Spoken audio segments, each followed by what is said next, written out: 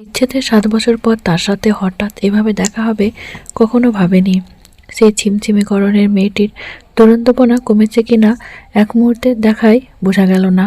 মেয়েটি হাসপাতালের গেট থেকে বের হচ্ছিল, কোলে ফুটফুটে এক বাচ্চা, সাথে লম্বা করে এক ভদ্রলোক। বুঝতে আর বাকি রইল না স্বামী সন্তান নিয়ে বেশ আছে, অবশ্য থাকারই কথা।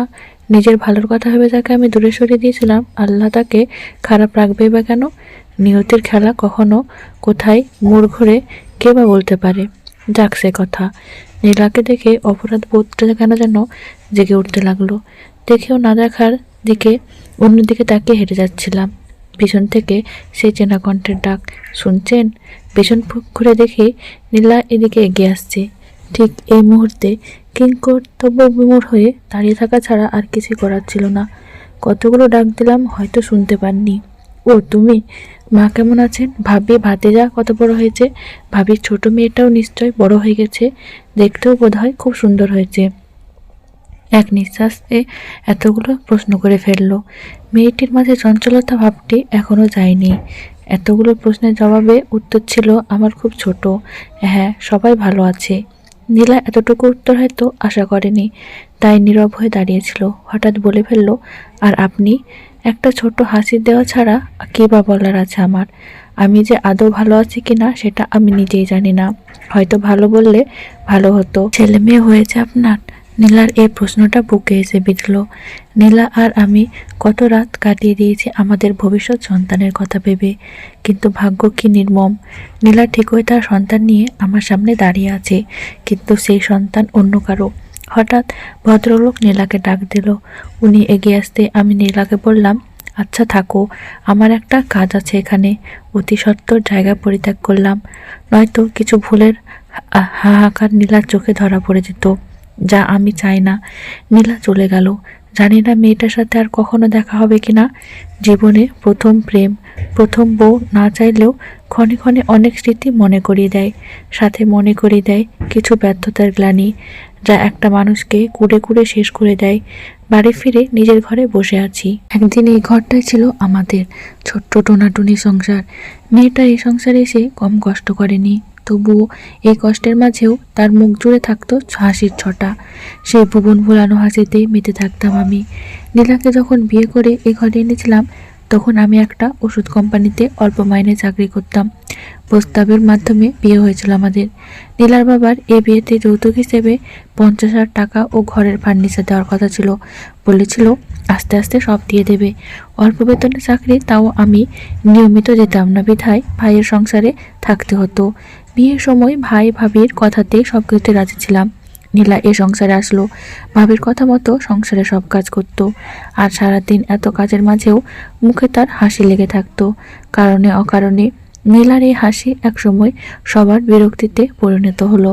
বিয়ের 6 মাসের মধ্যে ভাই ভাবি আমাদের আলাদা করে দিল। আলাদা সংসার, সব দায়িত্ব আমার। অল্প বেতনেও মেয়েটা কিভাবে যেন সংসার ঠিক সামলে নিত। অবশ্য তখন আমি বুঝিনি নীলা বাবার বাড়ি থেকে এটা সেটা এনে সংসারের কাজে লাগাতো। এই অভাবের সংসারে নীলা কতবার বলেছে, চলো না আমরা একটা বাবু নিই। আমি মেয়েটাকে না বলে দিয়েছি। ওর যে একটা সন্তানের খুব শখ, কিন্তু সেই শখ আমাদের অভাবের কাছে হার মেনে যায়। বছর দেড় ঘুরতে আমি যে কোম্পানিতে চাকরি করতাম সেটা বন্ধ হয়ে যায়। এমনই একদিনে নীলা জানায় সে সন্তান সম্ভবা, কিন্তু তাতে আমি এক বিন্দু খুশি হইনি। নীলাকে আমি না বলার পরেও কেন সে এই কাজটা করলো, এ নিয়ে নীলার সাথে আমার অনেক ঝগড়া হতো, কিন্তু মেয়েটি কম চেষ্টা করেনি আমাকে বোঝাতে।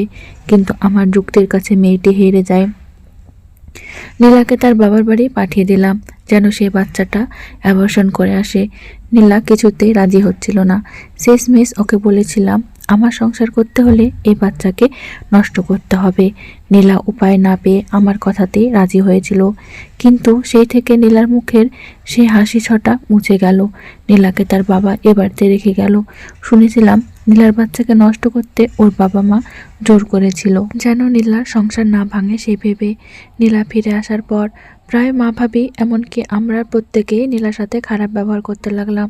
নীলার বাবা অনেক কিছু দিতে চেয়েও দেয়নি বলে সবাই নীলাকে কথা শোনাতো। নীলার বাবা যৌতুক দিতে পারেনি বলে আমরা নীলাকে ওর বাবার বাড়িতে পাঠিয়ে দিই। নীলা সেদিন যাওয়ার সময় আমার পা জড়িয়ে বলেছিল, আমাকে তাড়িয়ে দিয়েন না, আপনি যেভাবে চান সেভাবেই এই সংসারে পড়ে থাকবো আমি। কিন্তু নীলার কথা আমাদের কারোরই মন অবধি পৌঁছাতে পারেনি। নীলা চলে যাওয়ার পরেও অনেকবার ফিরে আসতে চেয়েছে, কিন্তু আমার বাড়ির কেউ রাজি না। বেকার আমি মা ভাই ভাবির কথার বিরুদ্ধে চেয়ে সেদিন আমি নীলাকে ফিরিয়ে আনতে পারিনি। নীলার সাথে শেষ দেখা হয়েছিল কোর্টে। বারান্দার পিলার আগলে দাঁড়িয়েছিল মেয়েটি। আমাদের ডিভোর্সের দিন ছিল সেদিন। নীলার বাবা আমার নামে নারী নির্যাতন ও যৌতুকের কেস দিয়েছিল। মেয়েটি সেদিন আমার কাছে এসেছিল, কিন্তু সেদিন আমি তাকে ফিরিয়ে দিয়েছিলাম। রাগে ক্ষোভে অন্ধ হয়ে গিয়েছিলাম আমি। 1 মাস জেলও খাটতে হয়েছে আমাকে, তবু আমি নীলাকে ফিরিয়ে নিইনি। এরপর কেটে গেছে 7 বছর। ভাইয়া ভাবি মা আমাকে আবার বিয়ে করিয়েছে, কিন্তু লোভে পড়ে যাকে বিয়ে করলাম সে কখনো আমাকে বোঝেনি, বুঝতেও চায় না। বাড়িতে সবাই নীলার কথা ভেবে চোখে জল ফেলে, কিন্তু কথায় আছে সময় গেলে সাধন হয় না। নীলার বাড়িতে মা আর ভাবি গিয়েছিল, সেবারই জানতে পেরেছি নীলাকে আবার বিয়ে দেওয়া হয়েছে, আর সে আজ আবার ওর সাথে আমার দেখা, স্বামী সন্তান নিয়ে। নীলার কোল থেকে বাচ্চাটাকে খুব কোলে নিতে ইচ্ছা করছিল, কিন্তু বলতে পারিনি আমি। নীলার থেকে জানাও হয়নি ওর মেয়েটার নাম কি আমাদের ঠিক করা নামটাই রেখেছে, নাকি নতুন নাম, হয়তো সেটা আর কখনোই জানা হবে না। আমার দ্বিতীয় স্ত্রীও একে একে 3 বার অন্তঃসত্ত্বা হয়েছিল, কিন্তু সে সন্তান বাঁচেনি। নিয়তি আমায় বাবা হতে দেয়নি। এটাই হয়তো প্রকৃতির প্রতিশোধ। একদিন আমি যে অন্যায় করেছি, নিয়তি আমায় সে অপরাধের শাস্তি দিচ্ছে। এটাই প্রাপ্য ছিল।